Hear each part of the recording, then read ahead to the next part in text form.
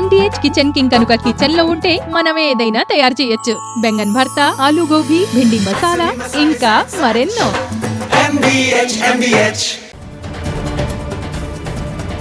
ప్రతిపక్ష బీఆర్ఎస్ పై మరోసారి విరుచుకుపడ్డారు సీఎం రేవంత్ రెడ్డి. అది బీఆర్ఎస్ కాదు DRS అంటూ సెటైర్లు వేశారు. ఆ ముచ్చట తామనడం లేదని సొంత పార్టీ నాయకురాలే ఆ విషయం చెప్పారని గుర్తు చేశారు. ఆ పార్టీ దయ్యాల రాజ్యసమితిగా మారిందన్నారు. అందులోని కొరివి దయ్యాలను రాష్ట్ర పొలిమేరల దాకా తరిమికొట్టే బాధ్యత తాను తీసుకుంటాను అని చెప్పారు. యాదాద్రి జిల్లాలో పర్యటించిన సీఎం రేవంత్ రెడ్డి 1051 కోట్ల రూపాయల అభివృద్ధి పనులకు శంకుస్థాపన చేశారు. గంధమల్ల రిజర్వాయర్ పనులకు శంకుస్థాపన చేసిన సీఎం ఇంటిగ్రేటెడ్ రెసిడెన్షియల్ స్కూల్ తో పాటు మెడికల్ కాలేజ్ నిర్మాణానికి పునాది రాయి వేశారు. ఈ సందర్భంగా ఏర్పాటు చేసిన బహిరంగ సభలో ప్రత్యర్థులపై విమర్శలు గుప్పించారు రేవంత్ రెడ్డి. బీఆర్ఎస్ పార్టీపై మంత్రి ఉత్తమ్ కుమార్ రెడ్డి ఆగ్రహం వ్యక్తం చేశారు. 10 ఏళ్ల పాటు రైతులకు నీళ్లివ్వకుండా ప్రాజెక్టు పేరిట జేబులు నింపుకున్న వారు ఇప్పుడు తమపై విమర్శలు చేస్తున్నారంటూ ఎద్దేవా చేశారు. గత 10 ఏళ్లలో బీఆర్ఎస్ ఏ ఒక్క ప్రాజెక్టును సరిగా కట్టలేదన్నారు. కందమల ప్రాజెక్టుపై హరీష్ అభ్యంతరం దేనికో చెప్పాలన్నారు ఉత్తమ్. ఎవరు అడ్డుపడ్డా We at East Point Group of Institutions offer a wide range of courses that provide limitless opportunities, building skills over 2 decades. కందమల project ఆగదు అని స్పష్టం చేశారు. ఉత్తమ్ కుమార్ రెడ్డి వ్యాఖ్యలపై ఇటు ఏపీ జలవనరుల శాఖ మంత్రి నిమ్మల రామానాయుడు స్పందించారు. బనకచెర్ల ప్రాజెక్టు తెలంగాణకు ఎలాంటి ఇబ్బంది లేదని మంత్రులకు తెలిసినా రాజకీయాల దృష్ట్యా మాట్లాడుతున్నారన్నారు. దయచేసి ప్రాజెక్టుకు సహకరించాలని తెలంగాణ ప్రభుత్వాన్ని కోరారు. బనకచెర్లపై స్పందించారు మాజీ మంత్రి హరీష్ రావు. బనకచెర్ల ప్రాజెక్టుపై కాంగ్రెస్ ప్రభుత్వం మీనమేషాలు లెక్కిస్తోందన్నారు. ఏపీ ప్రభుత్వం 400 TMCల జలాలు తరలించుకుపోతున్నా రేవంత్ రెడ్డి ఉత్తమ్ గుడ్లప్పగించి చూస్తున్నారని మండిపడ్డారు. చంద్రబాబును చూస్తేనే తెలంగాణ మంత్రులు భయపడుతున్నారని ఆరోపించారు. దీనిపై వెంటనే అఖిలపక్షం వేసి ఢిల్లీలో ధర్నాకు సిద్ధమవ్వాలన్నారు హరీష్ రావు. వెంటనే సుప్రీంకోర్టులో పిటిషన్ దాఖలు చేయాలన్నారు ఆయన. అమెరికా నుండి హైదరాబాద్ చేరుకున్నారు కేటీఆర్. గత నెల 26న అమెరికా పర్యటనకు వెళ్లారు ఆయన. ఫార్ములా ఈ రేస్ కేసులో విచారణకు హాజరు కావాల్సింది, హాజరయ్యే అవకాశం ఉంది. యాదగిరిగుట్ట లక్ష్మీ నరసింహస్వామి వారిని దర్శించుకుని ప్రత్యేక పూజల్లో పాల్గొన్నారు వైద్య ఆరోగ్య శాఖ మంత్రి దామోదర రాజ నరసింహ. మునుగోడు ఎమ్మెల్యే కోమటిరెడ్డి రాజగోపాల్ రెడ్డి వారికి సంప్రదాయ స్వాగతం పలికి వేద ఆశీర్వచనం ఇచ్చారు అర్చకులు. బీఆర్ఎస్ ఎమ్మెల్యే మాగంటి గోపీనాథ్ త్వరగా కోలుకోవాలని దేవుణ్ణి ప్రార్థిస్తున్నట్టు తెలిపారు మంత్రి పొన్నం ప్రభాకర్. ఇన్ఛార్జ్ మంత్రిగా అనేక సార్లు మాగంటిని కలిశారన్నారు. ఇటీవల ఆయన ఆరోగ్యం క్షీణించడంతో ప్రభుత్వ కార్యక్రమాలకు రావడం లేదన్నారు. ఇది రాజకీయాలకు అతీతంగా మాట్లాడాల్సిన సమయం కాదన్నారు. అనారోగ్యంతో బాధపడుతున్న మాగంటి గోపీనాథ్ అంశంలో రాజకీయాలు చేయడం సబబు కాదన్నారు. లిగర్ కేసుతో తనకు సంబంధం లేదంటున్న చెవిరెడ్డి భాస్కర్ రెడ్డికి కౌంటర్ ఇచ్చారు ఎమ్మెల్యే పులివర్తి నాని. రాజ్ కేసిరెడ్డితో చెవిరెడ్డికి సన్నిహిత సంబంధాలున్నాయన్నారు. లిక్కర్ స్కామ్ లో చెవిరెడ్డికి ఎంత అందిందో అధికారులు తేలుస్తారన్నారు. లిక్కర్ స్కామే కాదు బియ్యం సహా ఎన్నో దందాలు చేశారని, చెవిరెడ్డి అక్రమాలన్నీ త్వరలోనే బయటకు వస్తాయన్నారు ఎమ్మెల్యే పులివర్తి నాని. ముద్రగడ పద్మనాభం ఆరోగ్యంపై ఆయన కుమార్తె క్రాంతి ఆవేదన వ్యక్తం చేశారు. తండ్రి పద్మనాభం క్యాన్సర్ తో బాధపడుతున్నారన్నారు. తమ్ముడు గిరి మాత్రం తండ్రిని పట్టించుకోవడం లేదని ట్వీట్ చేశారు. తండ్రి ఆరోగ్యంపై తనకెవరూ సమాచారం ఇవ్వడం లేదన్నారు. రాజకీయ కారణాలతోనే తమ్ముడు గిరి అలా చేస్తున్నాడని ఆరోపించారు. తండ్రికి ఏదైనా జరిగితే తమ్ముడు గిరిని విడిచిపెట్టను అంటూ క్రాంతి వార్నింగ్ ఇచ్చారు. పల్నాడు జిల్లా సత్తెనపల్లి పోలీసుల వేధింపులు భరించలేక ఆత్మహత్యకు యత్నించిన లక్ష్మీనారాయణ కుటుంబ సభ్యులను పరామర్శించారు వైసీపీ నేతలు అంబటి రాంబాబు, లేళ్ల అభిరెడ్డి. లక్ష్మీనారాయణ ఆరోగ్య పరిస్థితిని అడిగి తెలుసుకున్నారు. పోలీసులు తను ఎలా వేధించారో లక్ష్మీనారాయణ సెల్ఫ్ వీడియోలో చెప్పారన్నారు అంబటి. సివిల్ కేసులో పోలీసులు జోక్యం చేసుకుని లక్ష్మీనారాయణను వేధించడం మంచి పద్ధతి కాదన్నారు అంబటి రాంబాబు. దీనికి కారకులైన అధికారులపై వెంటనే చర్యలు తీసుకోవాలన్నారు.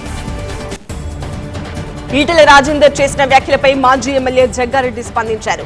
కేసీఆర్ కు BJP MP Etela Rajender clean chit ఇచ్చారని, దీనిపై ఆ పార్టీ రాష్ట్ర అధ్యక్షుడు కిషన్ రెడ్డి సమాధానం చెప్పాలన్నారు.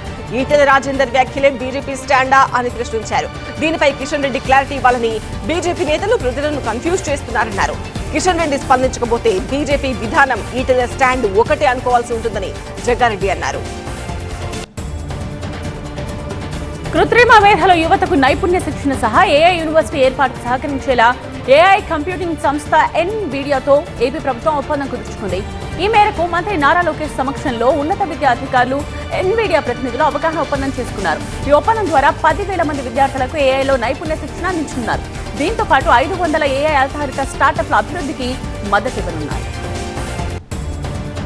విద్యాశాఖ ఉన్నతాధికారులతో సమీక్ష జరిపారు మంత్రి నారా లోకేష్.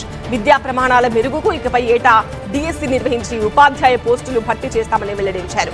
ఏపీ చరిత్రలో తొలిసారి అత్యధికంగా 16,347 ఉపాధ్యాయ పోస్టుల భర్తీ చేపడుతున్నామన్నారు. డిఎస్సి మొదటి రోజు ఎలాంటి సమస్యలు లేకుండా పరీక్షలు ముగిశాయన్నారు. రాబోయే 4 ఏళ్లలో ఏపీ మోడల్ విద్య తీసుకురావడమే లక్ష్యమన్నారు. ఇదివరకు ఎప్పుడూ లేని విధంగా అత్యధిక మంది ఉపాధ్యాయులకు పదోన్నతులు కల్పించామని, ఉపాధ్యాయుల బదిలీలు పదోన్నతులను పారదర్శకంగా నిర్వహిస్తున్నామని తెలిపారు. పార్టీ లైన్ దాటొద్దు అనే టైటిల్లో లేఖను సోషల్ మీడియాలో విడుదల చేసింది జనసేన పార్టీ. కొందరు నేతలు పార్టీ నియమ నిబంధనలు ఉల్లంఘిస్తున్నారని, పార్టీ లైన్ తప్పుతున్నారని ఆ లేఖలో పేర్కొన్నారు. అలాంటి వారిపై కఠిన చర్యలు తీసుకుంటామని హెచ్చరించారు.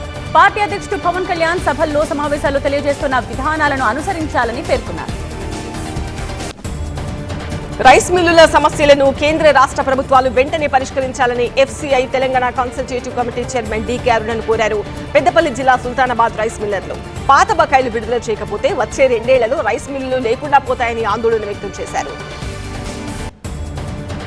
పుట్టపర్తి ప్రశాంతి నిలయంలో జాతీయ మహిళా సదస్సు ప్రారంభమైంది. కోల్కతా హైకోర్టు న్యాయమూర్తి జస్టిస్ అనన్య జ్యోతి ముఖ్య అతిథిగా హాజరయ్యారు. సత్యసాయి సేవా సంస్థల్లోని వివిధ విభాగాల్లో ప్రత్యేక ప్రతిభ కనబర్చిన మహిళలను ఈ సందర్భంగా సన్మానించారు.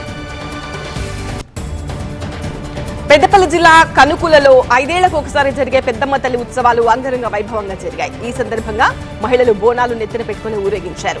దప్పు చప్పుళ్లతో శివశక్తుల పూరకాలతో ఆలయానికి చేరుకుని అమ్మవారికి నైవేద్యం సమర్పించి ప్రత్యేక పూజలు నిర్వహించారు. తర్వాత ఆలయంలో పట్నం వేసి అమ్మవారి కళ్యాణాన్ని కన్నుల పండుగగా నిర్వహించారు. గ్రామ ప్రజలంతా ఆయుర ఆరోగ్యాలతో ఉండాలని వేడుకొని అమ్మవారికి ఒడిబియ్యం పోశారు మహిళలు. ప్రకృతి సిద్ధంగా పండించిన కూరగాయలను నేరుగా రైతుల నుండి కొనుగోలు చేసేలా హోటల్ రంగ నిర్వాహకులు ఆలోచించాలని మంత్రి తుమ్మల నాగేశ్వరరావు అన్నారు.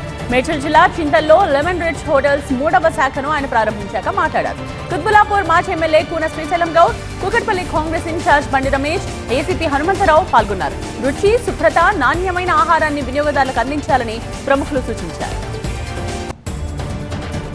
శ్రీకాకుళం జిల్లా జాతీయ రహదారిపై రాత్రి వేళల్లో దోపిడీకి పాల్పడుతున్న ముఠాను అరెస్ట్ చేశారు పోలీసులు. వారి వద్ద నుంచి 1,12,000 నగదు, మొబైల్ ఫోన్లు, ద్విచక్ర వాహనాలు, మారణాయుధాలు స్వాధీనం చేసుకున్నారు. ఒరిస్సాలో కూడా ఇదే రీతిలో జాతీయ రహదారిపై దోపిడీలకు పాల్పడుతున్న మరో ముఠా కోసం పోలీసులు గాలిస్తున్నారు. ఆలగడ్డ మున్సిపాలిటీలో చికెన్ కమిషన్ కోసం ఒక మున్సిపల్ అధికారి కక్కుర్తిపడ్డాడు. చికెన్ కిలో 5 రూపాయలు కమిషన్ ఇవ్వాలని డిమాండ్ చేశాడు. ఆళ్లగడ్డ ఏఎన్ఆర్ చికెన్ సెంటర్ యజమానితో మున్సిపల్ అధికారి బేరసారాలు చేశాడు. ఒక బార్ అడ్డాగా మున్సిపల్ అధికారి బేరమాడాడు. చికెన్ సెంటర్ యజమాని మహబూబ్ బాషాతో మరో షాప్ లైసెన్స్ కోసం బేరమాడిన ఆడియో ఇప్పుడు వైరల్ అయింది. ట్రేడ్ లైసెన్స్ కావాలంటే ₹1,00,000 చెల్లించాలని డిమాండ్ చేశాడు అతను. ఖైరతాబాద్ మహాగణపతి విగ్రహ తయారీకి శ్రీకారం చుట్టింది ఉత్సవ కమిటీ. ఏకాదశి రోజున ఖైరతాబాద్ గణేష్ విగ్రహ కర్ర పూజ కార్యక్రమం నిర్వహించారు. కర్ర పూజ అనంతరం గణేష్ విగ్రహ పనులు ప్రారంభించారు. చండీగఢ్ బస్సులో అగ్ని ప్రమాదం చోటు చేసుకుంది. డ్రైవర్, కండక్టర్ సకాలంలో స్పందించి ధైర్యంతో ప్రయాణికులను బయటకు పంపడంతో పెనుముప్పు తప్పింది. ఘటనా స్థలానికి చేరుకున్న ఫైర్ బ్రిగేడ్ బృందాలు తీవ్రంగా శ్రమించి మంటలను అదుపులోకి తీసుకొచ్చాయి. ఈ ప్రమాదంలో ప్రాణ నష్టం తప్పినట్టు అధికారులు చెబుతున్నారు. లొంగిపోయిన నక్సలైట్స్ చేసుకున్న వివాహ వేడుకలో మహారాష్ట్ర ముఖ్యమంత్రి దేవేంద్ర ఫడ్నవీస్ పాల్గొన్నారు. గడ్చిరోలిలో మొత్తం 13 జంటల సామూహిక వివాహం జరిగింది. ఈ వేడుకను పోలీసులు ఏర్పాటు చేశారు. జనగణన జాప్యం అనేది ఉద్దేశపూర్వకంగా చేసిందేనని తమిళనాడు ముఖ్యమంత్రి ఎంకే స్టాలిన్ అన్నారు. నియోజకవర్గాల పునర్విభజన అనేది యాదృచ్ఛికం కాదన్నారు. తాను హెచ్చరిస్తున్న ప్రమాదం ఇప్పుడు తలుపు ముంగిట నిలుస్తుందని ఎక్స్ వేదికగా స్టాలిన్ హెచ్చరించారు.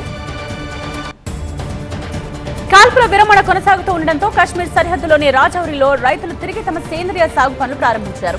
కాల్పుల సమయంలో తమకు చాలా నష్టం కలిగిందని రైతులు తెలిపారు. ఈ ప్రాంతాల్లో చాలా మంది సేంద్రియ విధానంలో కూరగాయల సాగు అధికంగా చేస్తూ ఉంటారు. పెహల్గాం దాడిని ఖండించిన మధ్య ఆసియా దేశాలకు విదేశాంగ మంత్రి జైశంకర్ కృతజ్ఞతలు తెలిపారు. ఢిల్లీలో జరిగిన 4వ ఇండియా సెంట్రల్ ఏషియా డైలాగ్ సదస్సులో ఆయన మాట్లాడారు. శతాబ్దాలుగా భారత్, మధ్య ఆసియా దేశాల మధ్య స్నేహబంధం ఉందని జైశంకర్ అన్నారు.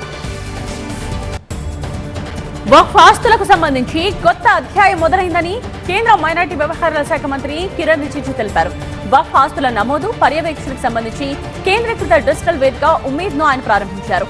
మైనారిటీ హక్కుల పరిరక్షణలో ప్రభుత్వ నిబద్ధతకు ఇది నిదర్శనమని రిజిజు తెలిపారు. మహారాష్ట్ర ప్రజలు కోరుకుంటే ఠాక్రే సోదరులు ఒక్కటవుతారని శివసేన ఉద్దవ్ ఠాక్రే స్పష్టం చేశారు. ఈ విషయంలో తమలో గాని అటు ఎంఎన్ఎస్ లో గాని ఎలాంటి గందరగోళం లేదన్నారు. తాము సిగ్నల్స్ పంపం, నేరుగా న్యూసే అందిస్తామని ఉద్దవ్ తెలిపారు. భారతదేశంలో కులం అనేది లేకపోతే మోదీ ఎలా ఓబీసీ అవుతారని కాంగ్రెస్ నేత రాహుల్ గాంధీ ప్రశ్నించారు. భారత్ లో కులం ఉనికిని బీజేపీ అంగీకరించడం లేదని అన్నారు. దేశంలో కులగణన జరుగుతుందన్నారు రాహుల్. కులగణన ద్వారా దేశం వాస్తవంగా సామాజిక ఆర్థిక పరిస్థితులు వెల్లడవుతాయని తెలిపారు.